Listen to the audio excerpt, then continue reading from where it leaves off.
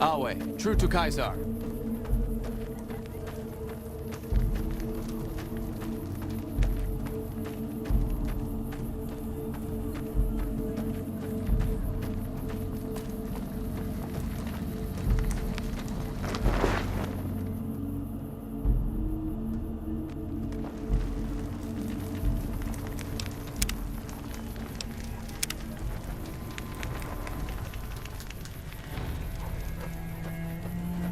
Some of the slaves have been spreading stories about the Burned Man again. I'm sure you found Benny's demise pleasing. The destruction of an enemy? There are few things more satisfying. Let's press on, shall we? As I was telling you before, I want Mr. House out of the picture. You have an interest in his death, too. If he knows that you destroyed his gadgets beneath the fort, he will strike back. You know where to find him. How he dies, I leave up to you.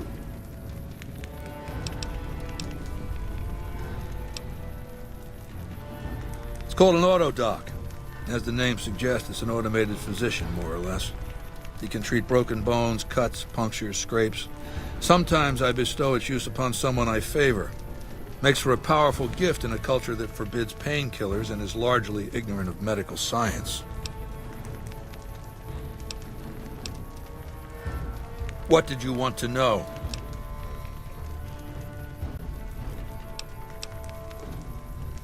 Linnaeus is the greatest of my battlefield commanders. Some might call him a great man, but I'm not sure he qualifies. Once, he was the greatest warrior of the Hydebarks, a tribe of the Arizona. Maniacal in battle.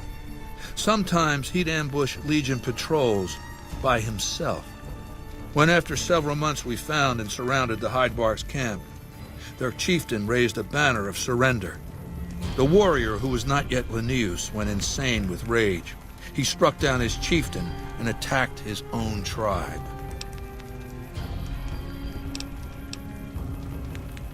He killed 15 before they brought him down. He didn't die, obviously. I had him tended to. He was maimed. Most of his face torn off. It was days before he regained consciousness. When he did, I went to his bedside and showed him the helmet I'd had forged to cover his face. I said he could have it if he'd fight for me. He accepted, on condition that he be allowed to kill the surviving males of his tribe. I said, make it the adult males, and you have a deal. Linnaeus is savage. Savagely loyal, too, but only to me. He has no love for my legion. But this has its uses. He has no attachment to his men, no compunction about battlefield losses. All he cares about is destroying the enemy.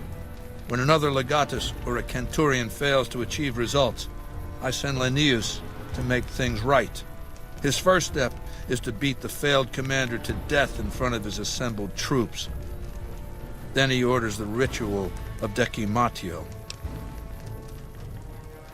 It means decimation, but in ancient Rome the word had a very specific meaning, a punishment for cowardice. The legionaries are lined up in ranks. Every 10th man steps forward and is beaten to death by his brothers. It instills a certain robust obedience. Yes. This time my legionaries will be more frightened of the commander behind them than the enemy before them. There will be no failure this time, no retreat, no years of gathering slaves and resources for another assault. With Linnaeus to drive the legion forward, the dam will be taken. It will be our bridgehead across the Colorado. It's not going to happen again, that's all I have to say about it. And I've heard it's a bad idea to tempt the wrath of Caesar. Change the subject. What else did you want to know?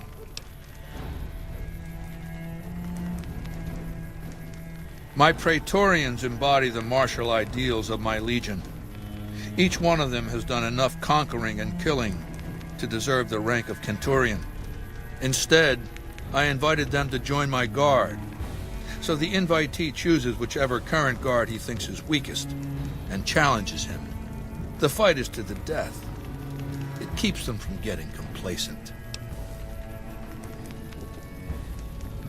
Lucius has been the head of my guard for 5 years now. He was a subordinate guard for 8 before that. No invitee has dared to challenge him yet. Maybe it's an issue of respect. He is getting on in years. What else did you want to know? Vulpes is the best of my frumentari, a remarkable individual from an unremarkable tribe south of the Utah. He was brought into the Legion as a boy, survived training, fought well enough as a legionary to be promoted to the rank of decanus. Then in battle against an unimportant tribe, he broke ranks and led his contubernium through a hole in their defenses to capture its chieftain. Well, his Centurion wanted him crucified for disobedience, so I made him a frumentari. Whatever I require, infiltration, assassination, dramatic atrocities to break the spirit of the enemy, etc. They're mentally flexible. They operate behind enemy lines for extended periods, imitating the enemy's customs without becoming sullied. In all these things, Vulpes is a master. What else did you want to know? I'll hand it to that piece of shit. He was determined. He used some kind of old-world stealth device to get across the river in a Legion boat. Seems the device ran out of juice once he got here, but he was dressed like a legionary. He was caught just outside the weather station. See, thing is, he didn't change his hairstyle. To go to all that effort and fail because you're too vain to mush your hair. He was brought before me along with the platinum chip. That's how I knew he wasn't some kind of profligate infiltrator. Benny tried to sell me a story, but Lucius has a way of coaxing the truth out of captives. Everything just comes spilling out. What else did you want to know? Do you want my opinion as a former citizen or future conqueror? Actually, my opinion's the same either way. As a young man, I was taught to venerate President Tandy of Shady Sands, the founding mother of the new California Republic. Did you know her presidency lasted 52 years? And that her father, Aradesh, was the Republic's first president? Does that sound like a democracy to you? Or a hereditary dictatorship? Because the council didn't dare oppose her. She was too popular. She had the people's love. So things ran smoothly, more or less. And as soon as she was gone, as soon as there really could be democracy, what happened then? Ever since losing its queen, the NCR has been weaker, more diffuse. Democracy has been its weakness, not its strength. Greed runs rampant. The government is corrupt, accepting bribes from Brahmin barons and landowners to the detriment of citizens. The NCR is a loose conglomerate of individuals looking out for themselves. It's lost virtue. No one cares about the collective, the greater good. It's not built to last. I'm just hastening the inevitable. Of course, the most powerful my legion has faced. Also the first to which I am ideologically opposed. Until now, every tribe I've conquered has been so backwards and stunted, enslavement has been a gift bestowed upon them. My conquest of the Mojave will be a glorious triumph, marking the transition of the Legion from a basically nomadic tribe to a genuine empire. Just as my namesake campaigned in Gaul before he crossed the Rubicon, so have I campaigned and will cross the Colorado. What else did you want to know? I know he's a coward, hiding behind an army of robots ensconced in that tower of his like a wizard in one of those Grognak comic books. Some say he's a man, others a machine. I don't care. He's in the way. What else did you want to know? I've analyzed the region's tribe to determine how they might be useful. I may tell you more at a later time, if it suits me.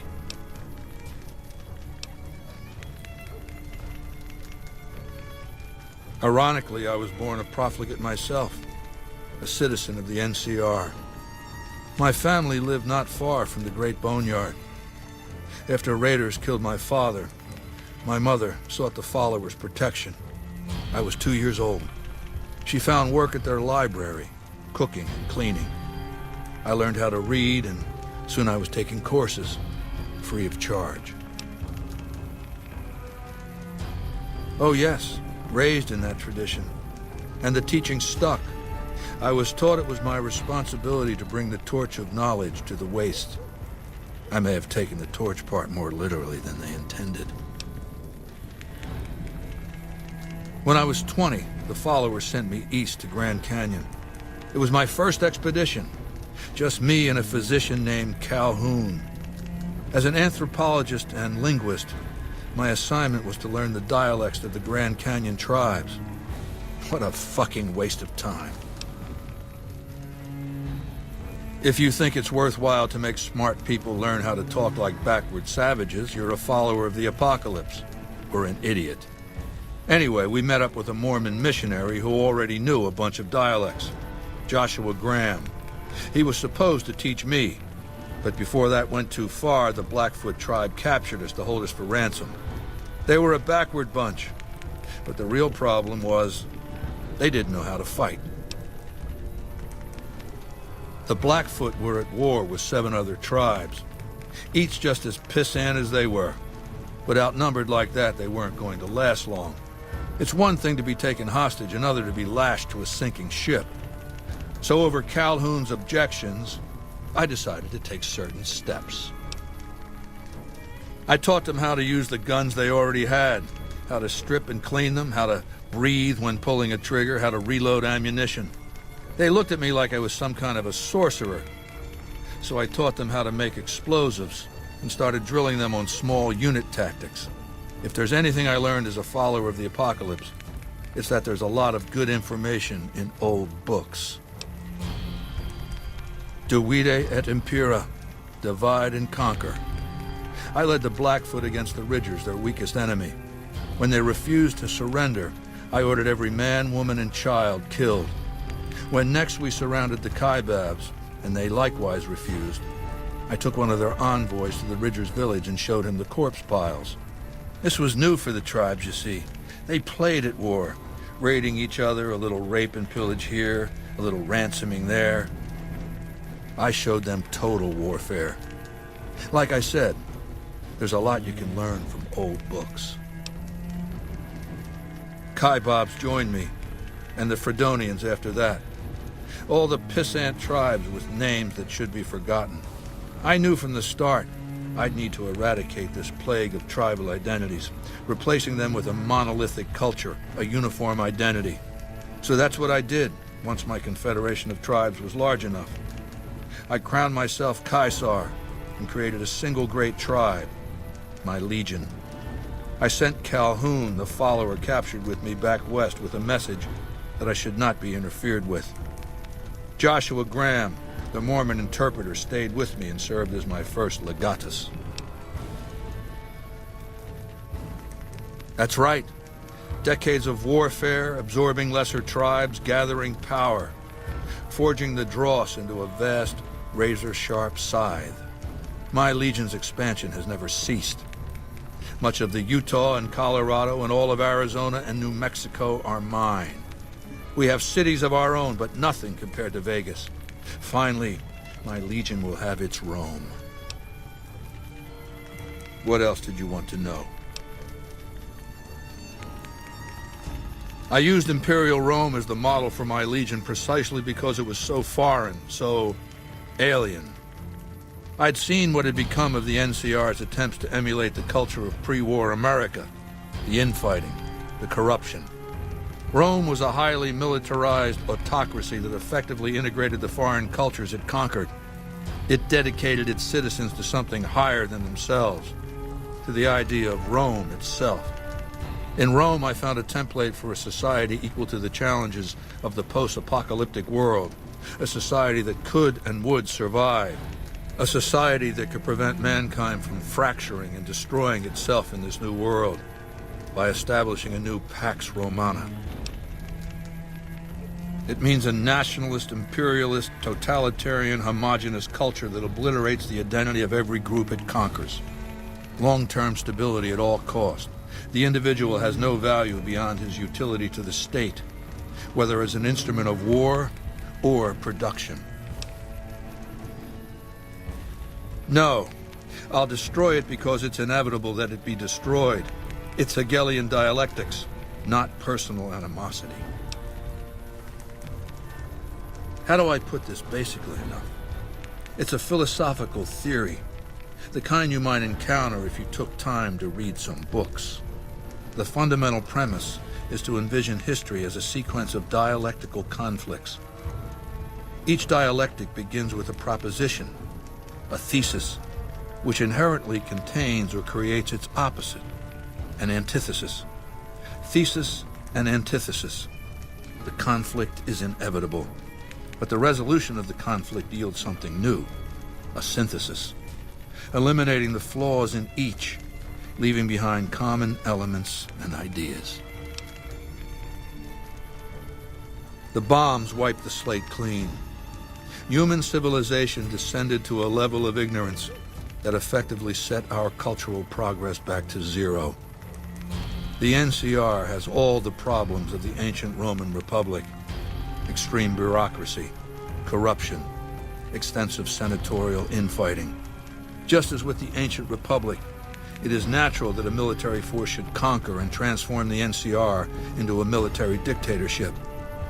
Thesis and antithesis. The Colorado River is my Rubicon.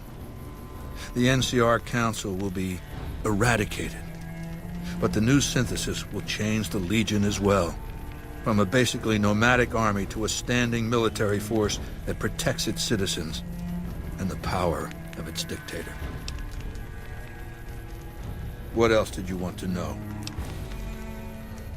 It's called an autodoc.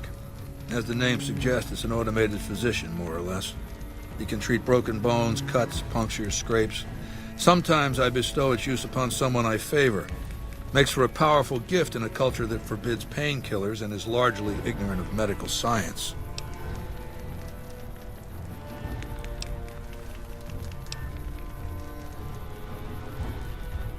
Good. Don't know what kind of security he has inside the Lucky 38, but if you can find a way of catching him off guard, do so.